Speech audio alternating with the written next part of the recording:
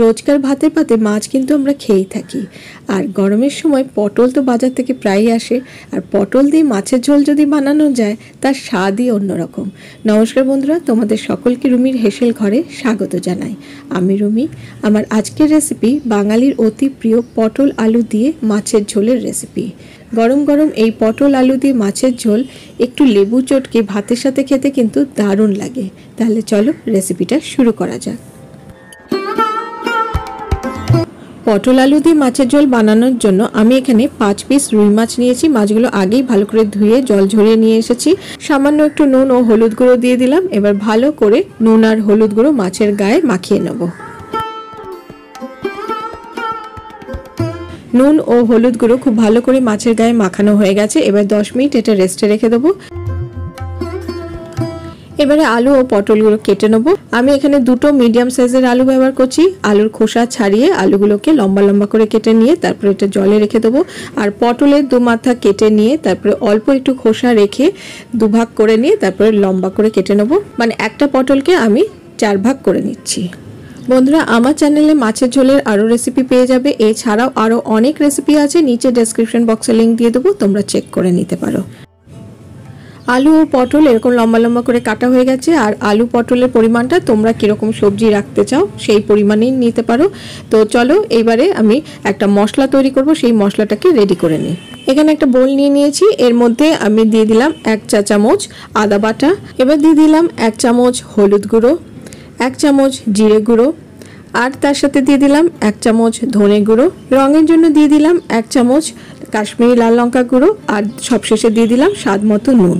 এবারে অল্প একটু জল দিয়ে খুব ভালো করে এটা মিশিয়ে নেবো। তারপর এটা রেস্টেও রেখে দেবো। এইবার এদিকে একটা কড়াই আমি নিয়ে নিয়েছি। কড়াইয়ের মধ্যে দিয়ে দিলাম বড় চামচে 2 চামচ সর্ষের তেল। তেল গরম করে নিয়ে তারপরে এবার নুন হলুদ মাখানো মাছের টুকরোগুলো দিয়ে দেবো। এবারে উল্টে পাল্টে মাছগুলোকে বেশ ভালো করে ভেজে নেব। বন্ধুরা, আমার চ্যানেলে নতুন বন্ধু হয়ে থাকলে ভিডিওটা দেখে যদি তোমাদের ভালো লেগে থাকে তাহলে লাইক ও কমেন্ট করে চ্যানেলটাকে সাবস্ক্রাইব করে নেওয়ার অনুরোধ রইল। আর পাশে থাকা বেল আইকনটাকে অবশ্যই প্রেস করে দেবে, যাতে পরবর্তীকালে আমি যখনই কোনো রেসিপি শেয়ার করব তার নোটিফিকেশন তোমাদের কাছে সবার আগে পৌঁছে যাবে। তোমাদের সাথে কথা বলতে মাছগুলো আমার বেশ ভালো করে ভাজা হয়ে গেছে। এবার মাছগুলো একটা প্লেটে তুলে আলাদা করে রেখে দেবো। এবারে এই মাছ ভাজা তেলের মধ্যেই আমি আলু ও পটলগুলো ভেজে নেব। আমি একসাথেই ভেজে নিচ্ছি, তোমরা চাইলে আলাদা করেও ভেজে নিতে পারো।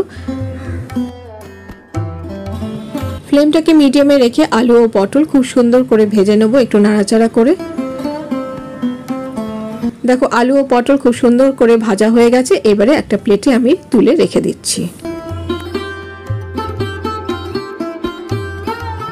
এবারে ওই তেলের মধ্যে আমি দিয়ে দিলাম 1/2 চামচ 5 ফোড়ন, একটা তেজপাতা আর 3টে কাঁচা লঙ্কা চিড়ে।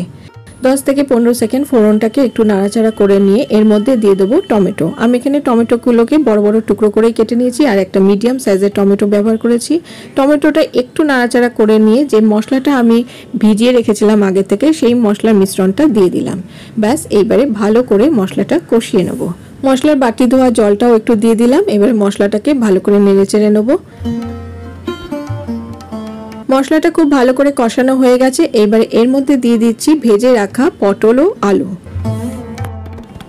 এইবার এই পটল ও আলু মশলার সাথে ভালো করে ভেজে নেব। ফ্লেমটা আমি মিডিয়ামে রেখেই রান্নাটা করছি। ব্যাস, মশলাটা ভালো করে আলু ও পটলের সাথে কষানো হয়ে গেছে। এইবারে এর মধ্যে দিয়ে দিচ্ছি পরিমাণ মতো জল। আমি এখানে এই বাটির মাপে 2 বাটি জল দিয়ে দিলাম। তোমরা যেরকম ঝোল পছন্দ করো সেই বুঝেই জলটা দিও। আমি একটু বেশি ঝোল পছন্দ করি এই মাছের ঝোলে, তাই জলটা একটু বেশি দিলাম। এবার একটা ঢাকা চাপা দিয়ে রান্নাটা করে নেবো যতক্ষণ না আলু ও পটল সেদ্ধ হয়ে যায়। খুব বেশি সময় লাগবে না, যেহেতু খুব ভালো করে ভাজা রয়েছে। 6-7 মিনিট পর ঢাকাটা খুলে নিয়ে একটু নাড়াচাড়া করে নেব। দেখো আলু ও পটল খুব ভালো করে সেদ্ধ হয়ে গেছে। এইবারে এর মধ্যে দিয়ে দিচ্ছি ভেজে রাখা মাছের টুকরোগুলো।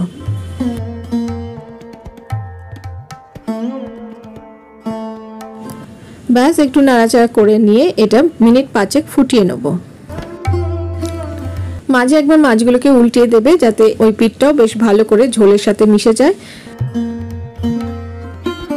5 মিনিট ধরে মিডিয়াম ফ্লেমে ঝোলটা ফুটিয়ে নেবার পর ফ্লেমটা অফ করে একটা ঢাকা চাপা দিয়ে 2 মিনিট স্ট্যান্ডিং টাইমে রেখে দেবো। 2 মিনিট স্ট্যান্ডিং টাইমে রেখে দেওয়ার পর ঢাকাটা খুলে নিয়ে এবারে মাছটা আমি একটা সার্ভিং বোলে সার্ভ করে দেবো। ব্যাস তৈরি হয়ে গেল আলু পটল দিয়ে মাছের ঝোল। তোমাদের কেমন লাগলো রেসিপিটা আমাকে অবশ্যই লাইক ও কমেন্ট করে জানিও। ভালো লাগলে শেয়ার করার অনুরোধ রইল। এইরকম পাতলা মাছের ঝোল এই গরমের দিনে কিন্তু খেতে ভীষণই ভালো লাগে। আমি কিন্তু খুব তেল মশলা দিয়েও এই মাছের ঝোলটা রান্না করিনি বা লাল লঙ্কা গুঁড়ো দিয়ে করিনি, শুধু ওই কাঁচা লঙ্কা ফোড়ন দিয়েই মাছের ঝোলটা তৈরি করলাম। খেতে কিন্তু অসাধারণ হয়। তোমরা বাড়িতে একবার ট্রাই করো, আশা করি তোমাদের সকলেরই ভালো লাগবে। আর এই মাছের ঝোল গরম গরম ভাতের সাথে খেতে কিন্তু দারুণ লাগে। তাহলে চলো আজকে এই পর্যন্ত। আমি আবারও হাজির হয়ে যাব আমার হেসেল ঘরের খবর নিয়ে। তোমরা সবাই ভালো থেকো, সুস্থ থেকো। আজকে আসি, টাটা।